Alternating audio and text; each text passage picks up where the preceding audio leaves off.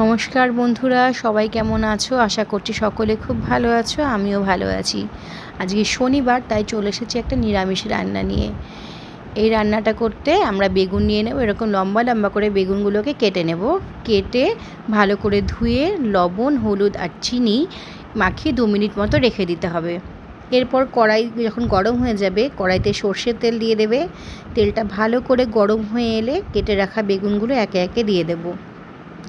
বেগুনটা খুব সুন্দর করে ভেজে নেব। বেগুনটা ভাজার সময় খেয়াল রাখতে হবে বেগুনটা যাতে বেশি ভাজা না হয়ে যায়, তাহলে রান্নার সময় বেগুনটা বেশি গলে গেলে খেতে কিন্তু একদম ভালো লাগবে না। বেগুনটা যখন খুব সুন্দর করে ভাজা হয়ে যাবে তখন আমরা বেগুনগুলোকে তুলে নেব। এই দেখো, এরকম করে ভেজে নিতে হবে। এরপর আমি একটা পেস্ট তৈরি করে নেব।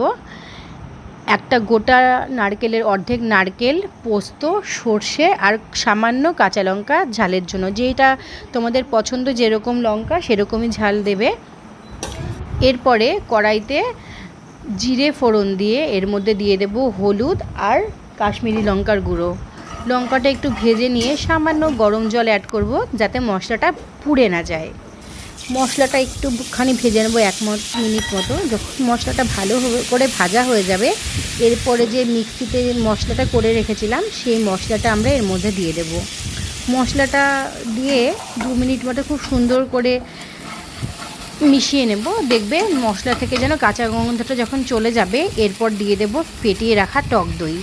টক দইটা যখন দেবে তখন অবশ্যই খেয়াল রাখতে হবে যাতে ভালো করে ফ্যাটানো হয়।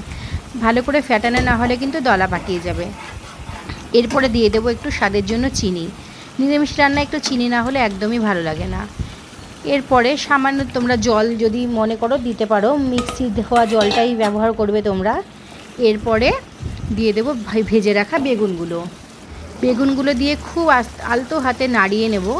খুব বেশি নাড়ালে কিন্তু বেগুনগুলো এই পর্যায়ে ঘেটে যেতে পারে।